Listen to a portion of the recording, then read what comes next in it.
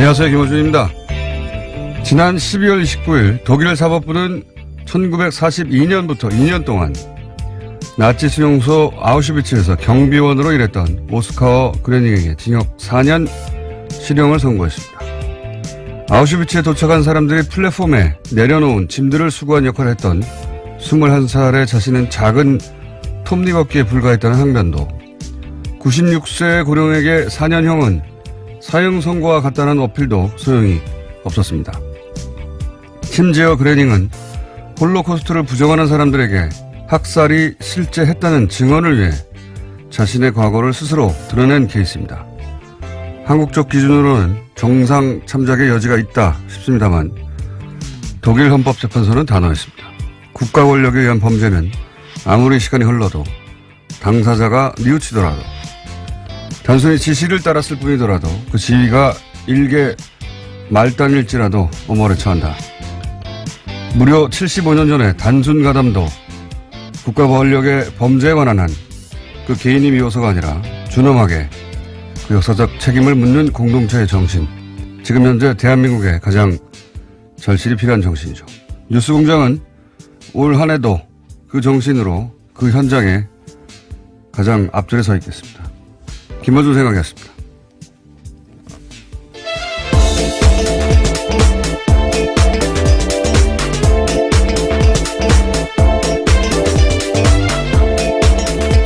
시사인의 김은지입니다. 시차 적응이 아직 안 돼가지고, 예. 예, 하와이를 다녀오신 게 아니냐라는 의혹이 아주 큽니다. 혼자서만요. 그랬을 수도 있습니다. 네.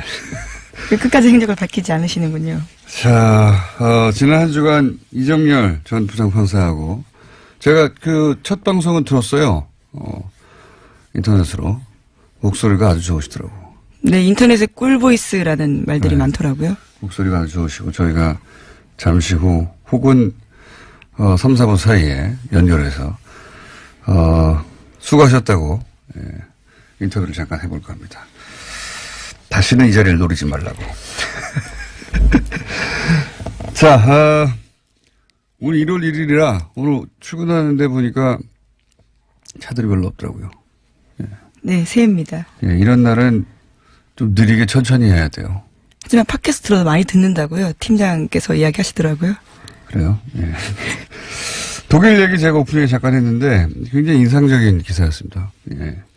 독일은 이 과거사 청산에 있어서는 정말 세계적인 모범이 될 만해요. 예. 이게 독특한 케이스인 것이 프랑스처럼 점령을 또 혀가 보이네요. 당했던 국가들이 피해자니까 점령군에 부역했던 사람들을 청산하는 사례, 이건 많아요. 예. 물론 뭐 일본은 그것도 못하고 있지만, 그래서 욕을 먹고 있지만,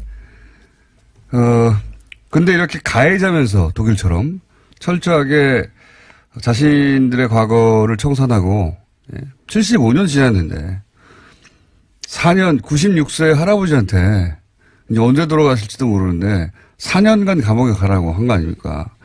지금 한국에서 만약에 이런 판결이 있었다면 너무 비인간적이라고 그랬을 텐데 그 개인이 문제가 아니라 그렇게 하지 않으면 또 반복된다 이런 거거든요.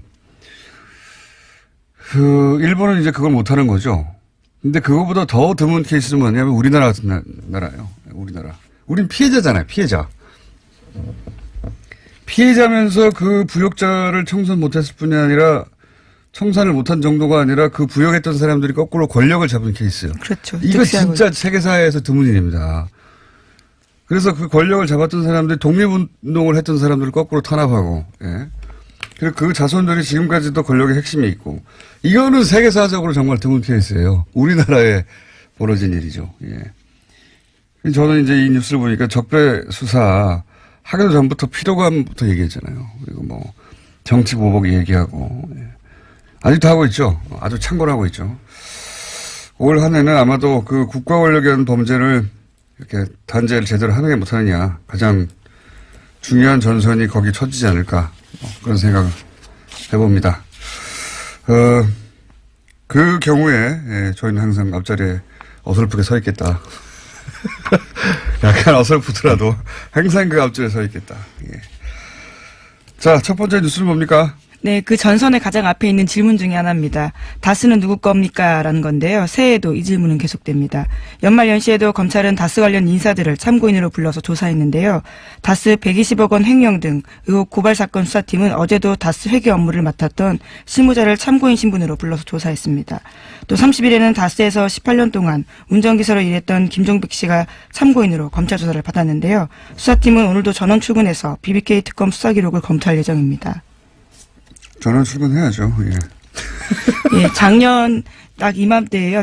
박영수 특검 팀이 생각이 나는데 한참 또 달려서 또 1월, 2월 달에 성과를 내지 않을까 싶습니다.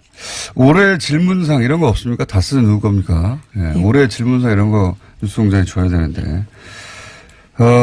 다스 관련해서는 뭐 저희가 지난 10월부터 주준희 기자와 함께 계속 떠들었던 내용이 이제야 이제 수사로 이어지고 또 다른 언론들도 열심히 이걸 추적하고 있는데, 사실 다른 언론들도 추적하고 있었는데, 내놓을 문서 같은 게 없었죠? 예. 9월입니까? 예. 저희 PD가 9월이라고 지금 잘난 척을 하고 있는데, 10월이 아니라 9월부터. 근데 이제, 기억을 되돌려 보시면, 그때 나왔던 얘기들이 이미 다 나왔던 얘기들이 지금 뉴스화 되고 있는데, 그 중에서 아주 재밌는 것 중에 하나가 이겁니다. 최근에 나온 뉴스 중에 격리 직원 조아무개 씨 이야기. 네, 그렇죠. 120억대의 비자금이 다스에 있었는데 특검이 덮어줬다는 거죠. 예. 그런데 혼자 횡령했다라는 거죠. 그때 당시 하더라도. 그렇죠. 그때 당시 특검의 수사 결론은 뭐냐면 격리 직원 말단 직원인 조아무개 씨가 120억을 혼자 횡령을 했다. 그리고 그 혼자 횡령한 돈을 되돌려 놓았다가, 당시 수사 결론인 거예요, 말하자면. 근데, 이게 정말 말이 안 되는 게, 120억대를 혼자 횡령할 수 있느냐. 이것도 말이 안 되지만, 횡령할 수 있다 손 치더라도, 횡령을 했던 사람을 잡았잖아요. 잡았는데, 아무런 사법 조치도 없었어요. 그것도 이상하죠. 더더욱 이상한 것은, 사법 조치가 없었다 하더라도 적어도 그 돈을 만지던 직원이 120억을 횡령했으면 그 직원이 더 이상은 돈을 만지게 못하게 해야 되잖아요. 그 직원은 계속 그 일을 계속 합니다. 네, 다스 직원입니다. 네, 격리 직원 일을 계속 합니다. 예. 대단하지 않습니까? 이게 어떻게 가능합니까? 상식적으로 도저히 있을 수 없는 일이죠. 그 회사가 시킨 일이 아니면. 예. 근데 이제 지금 언론에서 보면 이 돈이 개인의 횡령금이냐 아니면 회사의 비자금이냐를 따져보고 있다라고 하잖아요. 예. 저는 이런 문구 자체가 너무 웃기다고 봅니다. 전 세계에서 우리나라뿐만 아니라 개인이 120억을 횡령했는데 아무런 조치도 없이 그냥 그 담당 업무를 계속하게 만드는 경우가 어디 있습니까? 이걸 뭘 들여다볼 필요가 있어요. 당연한 거지. 네, 그래서 자연스럽게 정호영 특검조차도 이제 고발된 사건에 관심이 쏠릴 수밖에 없는데요. 정호영 특검에 대해서는 공소시효가 2월 21일밖에 없습니다. 이런 관대하면 말이죠. 종교 단체에도 없는 거예요. 120억을 예를 들어서 교회나 절에서 횡령을 했는데 최소한 사법 처리는 하지 않더라도 그 일은 더 이상 못하게 해야죠. 돈을 120억을 횡령한 사람한테 어떻게 계속 그 일을 맡깁니까? 자. 그게 있고, 또, 120억 말고 140억을, 되돌려받은 것. BBK 건이죠, 이건. 네, 이거는 서울중앙지검에서 하고 있습니다. 예. 크게 두 갈래로 하고 있는 건데, 140억을 김경준 씨와, 예, 연루된 일이죠. 140억 원에서도 계속 떠들어댔는데, 간단하게 요약하면, 개인 투자자들이 되돌려받을 돈을 다스가 받아갔다는 건데, 그 받아가는 과정에 청와대 민정수석실과 그리고 외교관이 동원됐다. 직권남용. 이런 얘기죠. 특히 이때 주고받았던 문서가 존재하고 청와대와 다스 간에. 네, 시사인에서 보도했습니다. 네. 주진희 기자가 뉴스공장에 나와서 처음 공개하고 흔들었습니다. 여기서. 보이지를 않았어요. 근데 비디오가. 게다가 그 문서를 당시 청와대에 근무했던 민정수석의 직원이 자신이 작성했다고 인정했어요.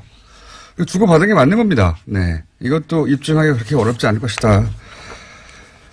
자, 다음 뉴스는 뭡니까?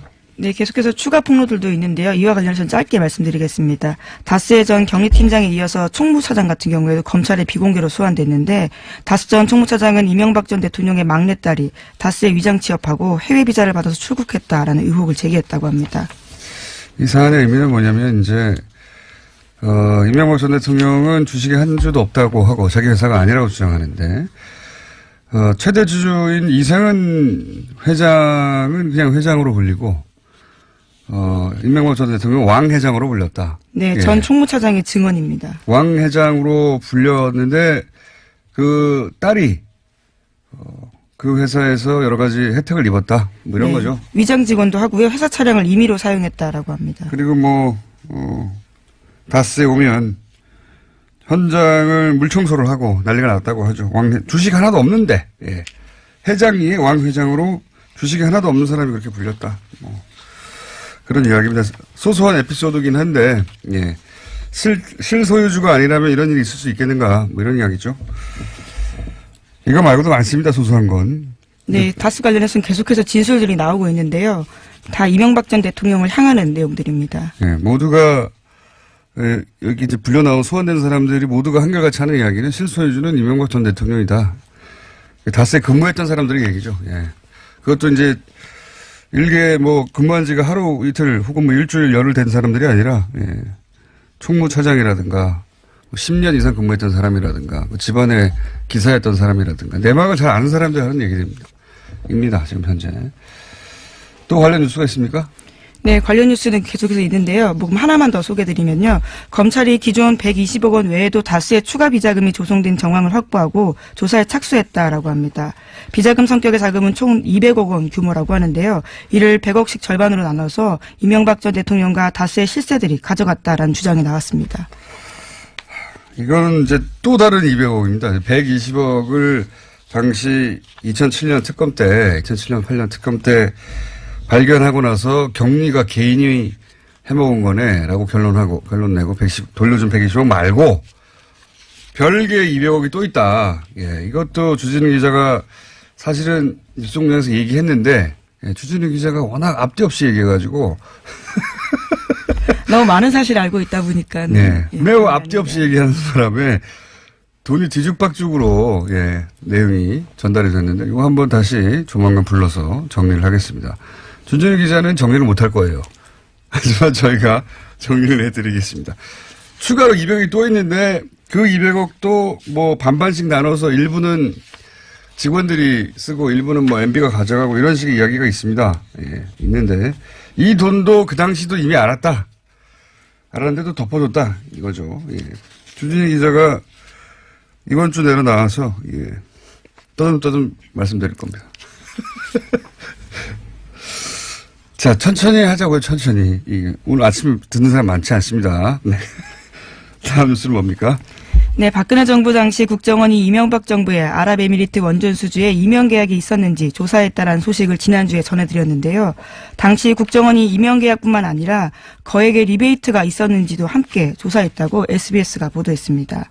검찰이 남재준 전 국정원장의 측근으로부터 압수한 엑셀 파일이 있는데요. 여기에 그러한 내용이 적혀 있다라고 합니다. 실제로 2009년에 원전 수주 직후에 원전 컨소시엄에 참여한 업체들이 원전 원장에게 200만 달러 리베이트를 건넸고 원전 원장이 이 돈을 해외에 숨겼다라는 의혹이 제기된 바 있습니다. 자유한국당이 자해를 한 것 같아요. 아무래도. 자유한국당의 애초의 프레임은 현 정부가 무리하게 이명박 전 대통령, 전 정권의 비리를 잡겠다고 하다가 UAE와 어떤 국교 단절까지 가는 그런 사태, 외교 참사가 왔다, 책임져라, 이런 거였거든요. 근데 이제 이 사안이 진행되면 진행될수록 새로운 게 나오고 사실은 자신들이 집권했던 시절에 비리가 자꾸 드러나는 중이에요. 그것도, 박근혜 정부 당시에 국정원에 이런 지시를 했다는 거 아닙니까? 예. 네, 그래서 지시한 사실은 맞습니다. 왜냐하면 문건이 나왔기 때문에요. 네, 박근혜 정부 당시에 국정원이 이전 여권 이명박 정부 시절에 UAE 원전 리베이트 혹은 이면 계약 등에 대한 조사가 있었다. 이제 이 리베이트는 원래 이제 원전 계약에는 리베이트가 있다고 합니다. 원래 있다는 거는 그게 옳다거나 그런 의미가 아니라 원전 계약에 따른 그 뒷돈이 있긴 있답니다. 거액에 한 10% 정도 수준에 해당되는. 이 10% 정도 수준에, 그럼 만약에 20조 규모면 2조가 되는 거군요. 어마어마한 규모인데 그 리베이트를 의미하는 게 아니고 이것도 저는 다시 수면 위로 올라올 거라고 봅니다만 그게 아니라 그 UAE 건설에 참여하는 국내 업체들 있죠. 그 업체들로부터 국정원장 당시 원세훈 국정원장이 개인적으로 리베이트를 받았다. 이겁니다. 이 리베이트는. 원전과 관련한 어마어마한 규모의 리베이트 이것도 분명히 존재하고 수면 위로 언젠간 올라올 거라고 보지만 그게 아니라 공사 참여한 우리 업체로부터 뒷돈을 받았다. 누가? 당시 이명박 정부 당시 원세훈 원장이 예. 실제 받았는지 안 받았는지 결론이 그 엑셀 파일에는 없으니까 요 사안도 저는 드러날 거라고 봅니다. 네, 네. 관련 의혹에 대해서 검찰 수사 필요하다라는 여론도 일어나고 있습니다. 네, 그 리베이트입니다. 근데 이런 게 드러나다 보니까 이제 자유한국당이 우리가 자해를 했나 싶어서 최근에 좀 조용해졌습니다. 이외에도 UA 관련해서는 여러 갈래 이야기들이 있는데, 예. 차근차근 하죠. 오늘은 여기까지. 자, 다음 뉴스는 뭡니까? 네, 이명박 정부의 해외 자원개발 사업에 앞장섰던 광물자원공사라는 공사가 있습니다. 여기가 파산 위기에 놓였다라고 오늘 아침 한겨레 신문이 보도했습니다. 내년 만기인 금융비처가 7,400억 원에 달하는데요. 이것을 지불하고 또 자본 잠식에 벗어나기 위해서 1조 원 추가 지원 법안을 낸 바가 있습니다. 그런데 이것이 국회에서 부결됐습니다. 그래서 정부 지원 외에는 디폴트, 그러니까 채무 불이행 위기에 놓여서요. 벗어날 방법이 없다라는 겁니다. 야, 이것도 이제 이명박 정부 시절에 뿌려진 씨앗이죠. 예. 그 중에서도 다른 자원공사들도 난리예요. 난리인데 광물자원공사는 이제 더 이상 회생의 가능성이 없다. 예. 우리나라 정도 경제 규모에서 이런 공사가 망한다는 게 있을 수 없는 일이라고 몇 번 말씀드렸는데 이제 망하게 생긴 거죠. 예. 네, 지금까지 발행한 사채만 3조가 넘습니다. 그런데 이제 이 중에 예를 들어서 멕시코의 볼레오 동광 사업 같은 경우 자세히 들여다보면 이건 투자 실패가 아니라 명백히 사기를 당했다 싶어요. 근데 더 자세히 들여다보잖아요. 사기를 단순히 당한 게 아니라 당하는 줄 알면서 당한 거 아닌가. 그러니까 우리 쪽에 누군가 공범이 있는 게 아닌가 이런 생각이 들지 않을 수가 없다. 요 볼레오 동광 사업 하나 너무 많은 사업이 있고 돈이 너무 많고 그리고 그 돈들의 갈래가 너무 많다 보니까 복잡해서 어느 순간 관심을 잃게 되거든요. 볼레오 동광 사업 하나만 저희가 자세히 조만간에 알려드리겠습니다. 얼마나 황당하고 이것은 사기를 당한 게 맞고 더 나아가서는 사기를 당하는 줄 알면서 당하는 게 아니었을까 싶은 정황이 상당히 많습니다. 예. 그건 저희가 다뤄볼게요. 이번 주가 됐건 다음 주가 됐건 조만간 다루겠습니다. 왜냐하면 그 볼레오 동광 사업에 물려서 지금 우리나라 공사 하나가 망하게 생겼거든요. MB정부 때 투자로 인해서. 자, 오늘은 여기까지 하겠습니다. 네. 시사인의 김은지였습니다. 감사합니다. 안녕하십니까. 여러분의 귀염둥이 MB 인사 올렸습니다. 오늘은 1월 1일 2018년 무술년 희망의 새해가 밝았습니다. 새해가 됐으니 또 한마디만 해야 되는 것 같은데 일단 정직해라 이 말을 저는 하고 싶습니다. 사람은 좌우로 정직해야 됩니다. 다들 아시겠습니다마는 저희 가훈이 정직입니다. 정직 꼭 잊지 마시고 한마디만 더 보태면은 재물을 탐하지 마라 이게 또 있겠습니다. 사람이 재물, 돈 이를 밝히면 취해집니다. 취해진다고 사람. 저는 진짜 돈에 눈 벌게 가지고 이카는 사람 보면은 이해가 안 됩니다. 저가노 와 저리 하노. 거기다가 차명으로 숨기질 않나? 자식한테 몰래만 넘겨주려고 하질 않나? 심지어 나라 돈까지 손대요 말이야. 진짜 이래 하면 안 된다. 저는 그런 확신을 저는 가지고 있는 겁니다. 마지막으로 드릴 당부는 과거에 너무 집착하지 마라. 이거 꼭 강조하고 싶습니다. 저는 오늘 이거 강조를 합니다. 우리는 앞으로 나가야 됩니다. 과거? 그거 다 지나간 겁니다. 깨끗하게 잊고 우리는 새 출발을 해야 한다. 그런 확신을 저는 가지고 있는 겁니다. 깨끗하게 잊어버려야 됩니다. 네. 새해 복 많이 받으시 바랍니다. 응원 누가 쓰면 잘 썼네 이거. 중요한 얘기 다 들어가 있네.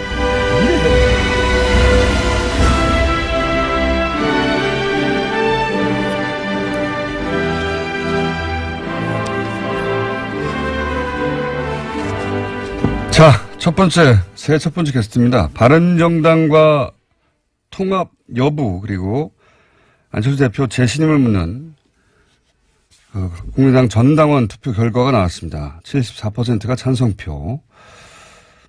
이에 반대파는 투표율이 저조하다고 지적하고 있죠. 먼저 통합 찬성파 국민의당 안철수 대표 비서실장 송기석 의원 전화 연결해 보겠습니다. 안녕하세요. 네, 안녕하십니까. 새해 복 많이 받으십시오. 송기석입니다. 네, 새해 복 많이 받으십시오. 자, 네, 감사합니다. 새해 첫 방송인데 좀 심각한 얘기 해야 되겠습니다. 네. 네. 그 전당원 투표는 당원 당규상 당원 3분의 1 이상이 참여해 유효하다 하는 주장이 반대파에서 제기됐었었죠. 예. 네, 그렇습니다. 당무위에서는 이제 3분의 1이 안 돼도 된다고 유권 해석을 했고 결국 투표를 했는데, 그런데 이제 이런 결과, 그러니까 74% 찬성 결과에도 여전히 참여율은 23%밖에 안 되기 때문에 결과를 인정하지 않겠다는 의원분들 계시죠? 분명히 당내에. 네, 그렇습니다. 그분들의 숫자가 대략 국민의당 의원들의 절반 정도는 되지 않습니까? 네, 실제로 30일 어제 발표한 이후에 거기에 대해서 문제점 지적한 하고 참여한 의원도 18분이죠. 예. 네. 대략 절반이 되는 것 같습니다. 네. 네. 근데 이제 이게 이제 근본적인 의문인데요. 보면. 그러니까 네. 그런 숫자나 참여율이나 23%나 등등 이런 이야기 말고 합당을 하는 이유는 결국 이제 당의 힘을 키우려는 거 아니겠습니까? 네, 그렇습니다. 네. 그런데 지금 반대하는 분들의 숫자를 생각하면 합당 과정에서 오히려 당의 사이즈가 줄어들 가능성도 있지 않습니까? 네, 네. 이게 이제 모순이 생기는 거거든요. 일반인들이 보기에 그 깊은 내막을 떠나서 당의 힘을 키우려고 하는데 절반 정도는 반대한다. 그래서 오히려 절반 정도는 탈당하거나 분당 시나리오도 얘기된다. 이러면 당의 사이즈가 오히려 줄어드는 거 아니냐. 힘이 커지는 게 아니라 이런 의문을 가지시는 분들에게 왜 합당을 꼭 해야 하는지 설명을 좀 해 주십시오.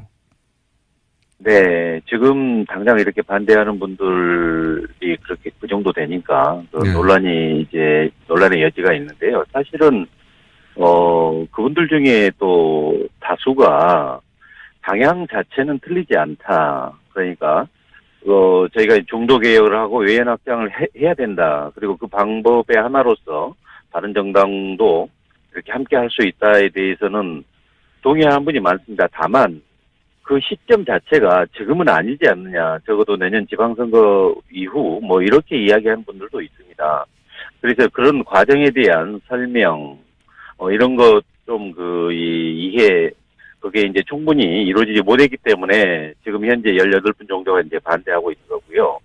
아마 그분들도 이번 전당원 투표 결과를 가지고 좀 더 세밀하게 분석해서 다시 또 설득한다면 그동안에 중도적 입장에 있던 분도 그쪽에 가 있거든요. 그래서 그분들도 다시 좀 이렇게 입장 변화 이런 것도 좀 조심스럽게 예측을 해봅니다. 그러니까 결국 그렇게 간다면 저희가 그 다수가 이렇게 이 방향으로 함께 갈 수 있다고 생각하고요. 거듭 강조하지만 MBC에서 30일 날 보도도 됐지만 저희가 중도 계획을 정확히 입장을 명확히 하고 외연 확장해 나가면 이 개혁적 보수도 이렇게 함께 할 수 있으니까 그렇게 하면 국민으로부터 더 많은 지지를 받을 수 있고 지방선거에서도 승리 가능성이 높아진다고 이렇게 볼 수 있습니다. 궁극적으로는 다당제, 그러니까 최소한 3당 이상, 그게 사실 또 그래야 더 많은 국민들의 그 여론 이런 것들도 정치권에 그대로 전달되고 반영되지 않겠습니까? 그런 차원입니다. 알겠습니다. 취지는 알겠는데, 그리고 이제, 방향 자체는 틀리지 않다고 생각하는 분들도 있다. 네. 그런 말씀도 하셨는데, 그런데 이제 그렇게 작은 견해 차이 정도는 아닌 것 같은 것이, 게다가 그렇게 설득할 생각이 이제 있으셨다면 안 대표에게. 네. 뭐 의총에서 대표 가서 설득할 기회가 있었는데 의총에 안 갔지 않습니까? 기자회견만 하고. 그것도 사실은, 그 의총에 가셨던 분들의 심기를 아주 불편하게 만들었던 것 같은데. 네, 저도 아쉽게 생각합니다. 네. 그거 뭐 지난 일인데, 제 말은 이제 네. 설득해서 같이 갈 생각이 아예 없는 것 같다, 안 대표에게는. 그러니까 네. 이제 어떤 의혹이 있냐면, 뭐 아무리 반대하더라도, 혹은 뭐 당의 사이즈가 좀 줄더라도, 이 기회에 그 저쪽 합치려고 하는 보수 쪽에서는 싫어하는, 예를 들면 박지원, 천정배, 전동용 같은 분들, 그 외에 강성 의원들은 털어내고 가자. 네. 이런 마음이 있는 거 아닙니까? 그렇지 않고서야 당이 더 쪼그라드는데도 이렇게 계속 밀어붙이는 건 이해가 안 갈 수밖에 없는데요. 예. 예, 사실은. 나가라 이거 아닌가요? 아니, 저는 뭐, 저 개인적인 입장은, 예. 일단은, 당연히 함께 가야 된다는 게 기본 입장입니다. 그리고 무엇보다도, 그동안 반대하는 측에서는, 뭐, 이 통합 찬성에 대한, 특히 호남 지역의 당원들의 당심은 반대가 절대 다수다라고 이야기했는데요. 이번 뭐 전당원 투표 결과를 좀 세밀하게 분석해서 같이 좀 논의도 해보고 이해하는 과정에서 저는 어느 정도 좀 설득도 가능하리라고 예측합니다. 통합이라는 게 물론 뭐 쉽지 않겠지만 그동안에 이 진행 과정에서 사실 소통이라든가 설득에 부족한 점이 있었던 거 역시 맞습니다. 그렇지만 지금 앵커께서 말씀하신 뭐 이렇게 특정인 배제 뭐 이런 형태의 통합은 뭐 이렇게 통합의 기본 원칙에도 맞지 않는 것 같고요. 네, 저희가 최대한 설득을 하겠습니다. 설득되실 단계는 지나간 것 같은데. 예. 네. 자, 그럼 그 다음 얘기를 한번 해볼게요. 예, 전당대회를 해야 되는데 이제 통합하려면 네. 전당대 의장이 반대파라고 할 수 있는 이상돈 의원입니다. 네. 전당대 의장이 반대파인데 이제 전당대회가 제대로 되겠는가 하는 우려들이 있는데 이거를 돌파하기 위해서 전당대회를 전자투표만으로 이 통합 절차를 마무리할 수도 있다. 이런 얘기가 나오거든요. 네네. 이런 논의가 예. 있는 건 맞습니까? 사실은 저는 일단 개인적으로 전당대회 의장이라는 지위가 공적지이기 때문에 그분이 무슨 어떤 다른 생각을 가지고 있다고 해서 전당대회 과정에서 그런 의견을 표현하면 되는 것이지, 전당대회 의장이라는 공적 지위가 뭐 그렇게 회의 자체를 임으로 뭐 이렇게 진행해도 된다, 거부해도 된다라는 의미는 아닌 것 같습니다. 다만 저희 당의 당헌에서 전당대회에서 이른바 이번 전당대회에 필요한 참석하게 되는 대표당원 이런 대표당원의 투표, 이런 의사 표시는 공인 전자서명으로도 가능하게 이렇게 돼 있습니다. 그래서 이제 아무래도 과거 전통적인 의미에 그러니까 투표 전당대회에 참여하는 뭐 대표당원들이 체육관에 다 모여서 과반수가 모여서 거기서 또 과반수 의결하는 이제 이런 것을 상정하는데요. 사실 최근에 저희 당도 그랬고 타 당도 그랬지만 지금 뭐 스마트 정당 우리 정당도 지향하는 뭐 그 방향인데요. 그런 상황에서는 꼭 모든 사람이 한 장소에 이렇게 모여서 꼭 그런 전당대회를 해야 되느냐, 꼭 이건 아니라고 봅니다. 그러니까 투표에 충분히 참여할 수 있게 보장이 된다면 지금 공인 뭐 전자서명 이런 방식에 의해서도 충분히 전당대회가 이렇게 치러질 수 있다고 봅니다.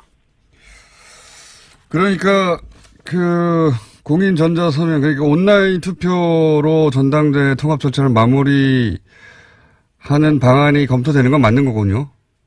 예, 그런 방안도 이렇게 충분히 검토 가능하다는 생각인데요. 아마도 그런 부분은 뭐 전당대회 준비위원회가 구성되면 거기서 시기라든가 방식에 대해서는 다시 시행 세칙이나 단계로 확정할 걸로 이렇게 예상하고 있습니다. 혹시 아예 오프라인 전당대회 없이 온라인 전자투표로만 통합을 마무리하는 그런 방안도 검토되고 있습니까?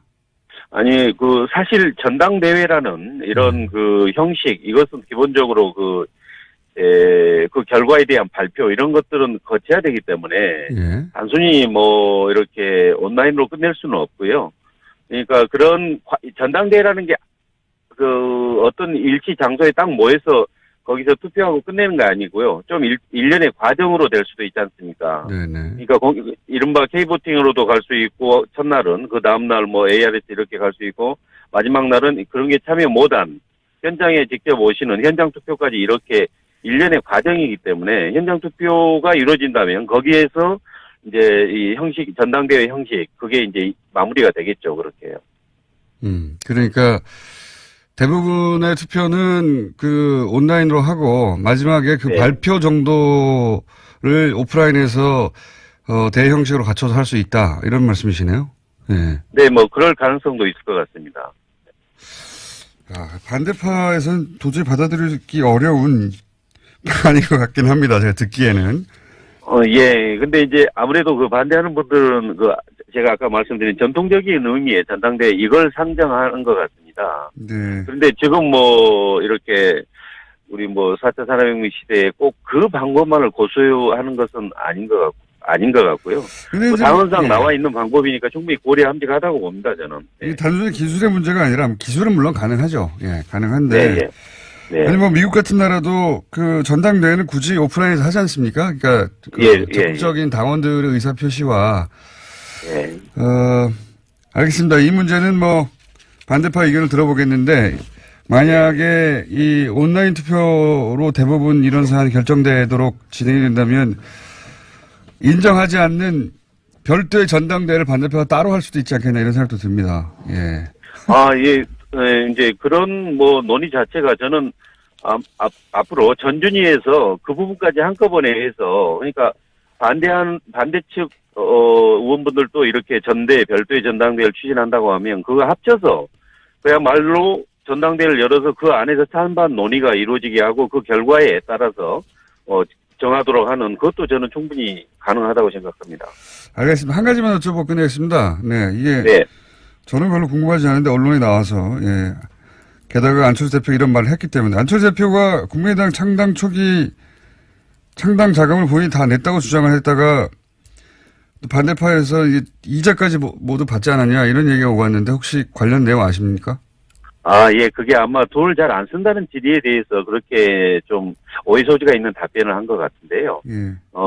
그 부분은 사실 전 재산의 반 1,500 정도 기부한 그 재단을 차릴 정도니까 돈을 잘 안 쓰는 건 아닌 것 같고요. 다만 초기 창당 관련돼서는 일정 부분 많은 부담을 한 것 같습니다. 이제 그렇지만 정당 창당한 게 어디 돈으로만 되는 겁니까? 거기에 참여한 의원님들의 정말 여러 가지 노력 이런 것도 함께 이루어지는 거고요. 또 참여하는 의원님들도 또 비공식적으로도 또 지출이 당연히 있겠죠. 저는 좀 오해 소지가 있는 그런 답변이었다고 봅니다. 아니 그 취지는 알겠는데 제가 궁금한 건 본인이 다 냈다라고 표현했는데 거기에 대해서는 뭐 반론이 이미 나왔는데 제가 궁금한 건 그렇게 냈던 돈을 이자까지 돌려받았다라고 하는 주장에 대해서는 혹시 아시는 바가 있는지 실제 이자를 받았나요?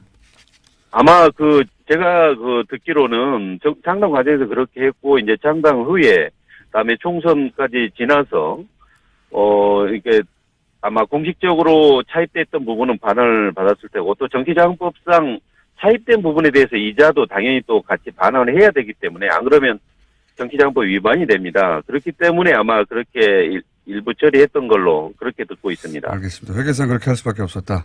예. 네, 그렇습니다. 그렇지만 이자를 받긴 받았군요. 예. 알겠습니다. 오늘 여기까지 듣겠습니다. 감사합니다. 네, 고맙습니다. 지금까지 국민의당 송기석 의원이었습니다. 바로 이어서 이번에 이제 반대파입니다. 직접 나오셨네요. 안녕하십니까. 예, 반갑습니다. 예. 유승엽 의원 나오셨습니다. 안녕하십니까. 예. 지금 송기석 의원님은 바쁘시다고 직접 못 나오셨는데 안 바쁘신가 봐요. 송기석 의원은 지금 우리 교문위에 간사하고 저는 네. 위원장인데 네. 뭐 간사는 이렇게 전화로 이렇게 편하게 해주시고 위원장을 직접 이렇게 불러내가지고 송기석 의원님에게도 저희가 편파적입니다. 저희도 예. 스튜디오 직접 모셔서 같이 동시에 얘기했으면 좋겠다 예. 했는데 바쁘시다고 전화밖에 안 된다고 그랬어. 예. 예. 아마 저를 뭐 피한 것 같습니다. 새해 첫 스튜디오 출연이십니다. 예. 선생님이. 자, 뭐 거대한 얘기, 대단한 얘기 말고 그쳐대 이자 얘기 잠깐 먼저 해볼까요? 예. 이자 얘기. 그런데 말이죠. 지금 이게 예. 새해 벽두인데 예. 새해 벽두에는 좀 내일을 이야기하고 미래를 이야기하고 좀 희망과 덕담을 이야기하는 시점인데 이렇게 그냥 얄궂게 저를 갖다가 이렇게 악역을 맡기는 것 같습니다, 오늘. 제가 맡긴 게 아니고 예. 의원님 자처하시는 것 같아요. 어쨌든 새해 복 많이 받으시고. 예, 새해 복 많이 좋은 일 받으십시오. 많으시기 바랍니다. 예. 자, 불법 방송에 나오셔가지고 예. 전날부터 그 이자 관련 얘기는 어떻게 된 겁니까? 물론 이 이야기는 안철수 대표 입에서 시작된 겁니다. 돈을 잘 안 쓴다고 하는 이야기가 있는데라는 이제 질문을 받자 예, 안철수 예. 대표가 무슨 소리냐, 나는 창당 자금 내가 다 냈다. 예. 다른 사람 그러니까 본인이 모든 돈을 다 냈다. 예. 다른 의원들은 돈을 안 내고 여기서부터 촉발된 거예요. 뭐 표현이 뭐 10,000원 한 푼 현역 네. 의원들은 국회의원들은 10,000원 한 푼 안 냈다. 그건 사실관계가 내가 아닌 다 냈다. 것으로. 그죠? 이렇게 했는데 설령 그랬다 하더라도 네. 이 정치권에서 돈 이야기는 금기입니다, 원래. 이게 유효먹이도 오고 좀 추접스럽잖아요, 돈 이야기가. 네. 그런데 또 이 사실에 전혀 또 맞지도 않아요. 실제 실제는 우리 어떻습니까? 창당 발기인들로 갔을 때 최소한 10만 원 이상씩 뭐 현역 의원들을 포함해서 예. 많은 창당 발기인들이 예. 다 냈지요. 돈을 냈는데 더군다나 또 본인이 그 당시 뭐 임차 보증금 등으로 아마 그 들어가는 비용을 말했던 것 같은데 네, 당사 건물 보증금이요. 예, 아마 네. 그랬던 것 같은데 뭐 그게 액수가 얼마인지는 저도 잘 모르겠습니다만은 네. 그거 다 찾아갔어요. 나중에 찾아갔습니까? 정당 네. 보조금이 나왔을 때 네. 그렇다면은 뭐 이게 찾아가기까지 오고 또 우리들 또 창당 발기인으로서 뭐 10,000원은 훨씬 넘는 예. 제가 기억으로는 한 10만 원 이상인 것으로 기억을 합니다만은 정동 의원은 본인이 1,000만 원 냈다고 특별 낭비로. 아마 그건 대선 때 아마 그랬을 겁니다. 대선 때 저도 뭐 1,000만 원 냈습니다. 대선 때. 그렇군요. 예, 도당에 돈이 없어가지고 선거를 치르려고 그러는데 네. 그렇기 때문에 그렇게 뭐 혹시 안철수 대표가 특별 낭비를 내긴 했습니까? 대선 때? 본인이 대선 때는? 뭐 자기 선거면은 자기 돈도 원래 쓰는 거예요. 예. 근데 이제 아마 그 돈을 이제 찾아갔다라고 그래요. 쓰긴 이제 썼는데. 국가에서 돈이 나오니까. 예. 근데 제가 듣기로는 아마 이자까지 다 붙여서 찾아갔다. 그러는데 예. 사실은 그 이자 같은 거 정도는 그래도 특별 당비로라도 내서 뭐 거꾸로 예를 낼 들어 수 있죠. 본금이야 본전이야 뭐 찾아간다 하더라도 이자로라도 내서 고생했던 당원들 당직자들 뭐 워크숍이라도 한번 갖게 한다든지 뭐 이랬어야 될 일인데 본전은 못 찾은 사실은, 예. 어쨌든 이자까지 돌려받았다는 건 사실이군요.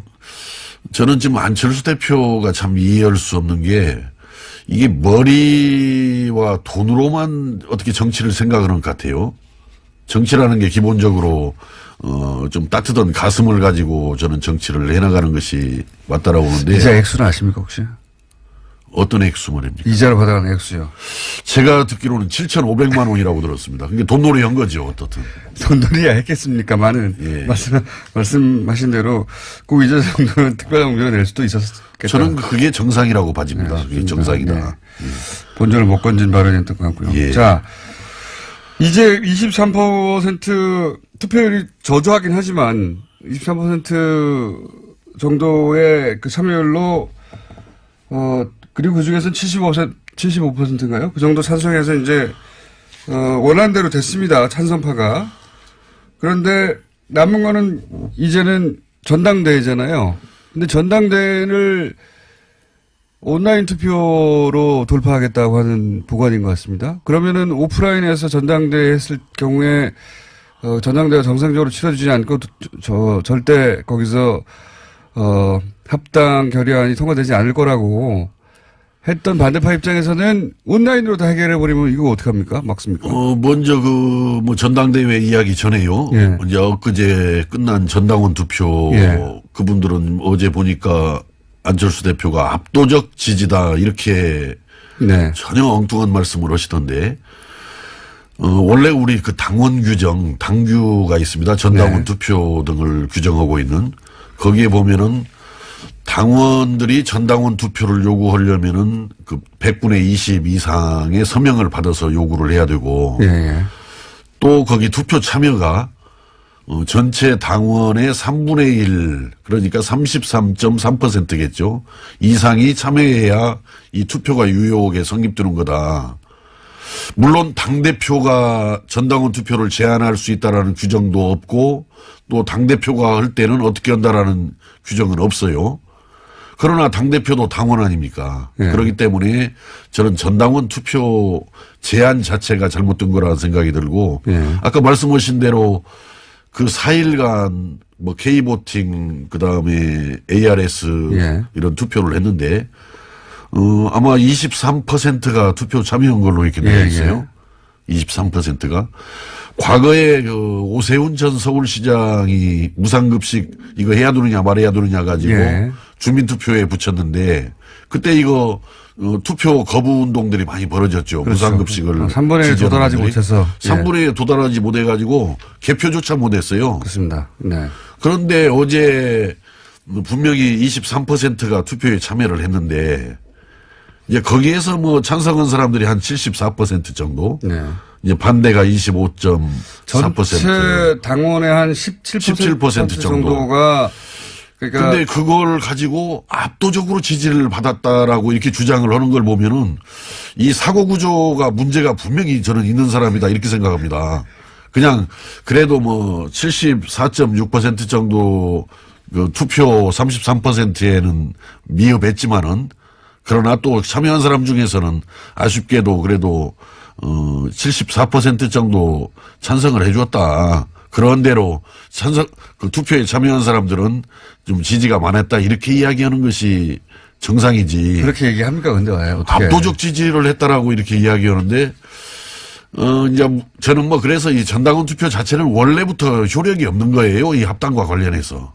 그렇죠. 예. 합당과 관련해서는 효력이 없죠. 효력도 예. 없는 거고. 할 필요가 없죠, 그런데 그렇게 사실은. 뭔 압도적 지지라고 이 당비도 없다라고 항상 죽는 소리 했으면서 그렇게 돈이 중요한 분들이 수억 원을 썼다라고 들었어요. 수억 원을 이 그러니까 압도적 비용으로. 지지라고 그러니까 그냥 전당대로 가면 굉장히 불리할 것 같으니까 그런 압도적 지지를 받았다는 74%라는 숫자가 필요했겠죠. 전략적으로. 그러니까 그게 예. 꼼수라는 겁니다. 꼼수고 아까 이제 전당대회 뭐 전자투표 운운하는데 물론 우리 정당법이나 우리 국민의당이 현재 당원에 보면은 전자투표를 할 수 있다 이렇게 되어 있는데 이렇게 되어 있는 겁니다. 원래 이제 이 어떤 일정 장소에 체육관에 이렇게 모여서 이렇게 투표를 하지 않습니까? 예. 그때 이제 서면 투표도 금지가 되어 있는 것이고 대리 투표도 금지가 되어 있는 거예요. 예. 그러면서 이제 어떤 이 전자 시대에 맞추어서 이제 그 공인된 뭐 전자 투표를 할 수 있다. 이건 하나의 예외적 보충적인 규정이란 말이죠. 과거에 그 통진당에서 그 전자투표 해가지고 공천 잘못했다가 전부 유죄 판결 받았잖아요, 그때.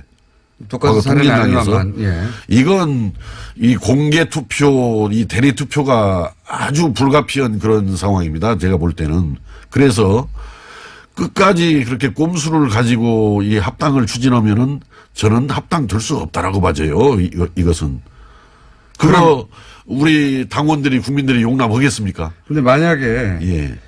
지금 전당원 투표도 인정할 수 없다고 그랬지만 당무위는 지금 현재 이제 안철수 대표 측이 다수니까 당무위에서 그렇게 해도 된다고 했고 그다음에 법원에서도 그 전당원 투표 자체는 할 수 있다고 이제 판결을 내려주었고 그런데 법원에서는 그 할 수 있다라고 판결 내린 것이 이건 법적인 아무 효력이 없는 것이기 때문에 여론조사나 마찬가지이기 때문에 그냥 해도 좋다 이런 거였고. 알겠습니다. 제 말의 요지는 뭐냐면 예. 그런 반대에도 불구하고 지금은 통합을 이제 합당하기 위해서 그냥 달려가지 않습니까? 예. 이제 이건 멈추면 큰일 나는 거죠. 예, 여기서는. 예. 끝장나는 건 정치 생명이. 그러면 온라인 투표, 시간이 다 됐네요. 제가 진행이 느려서 오늘은.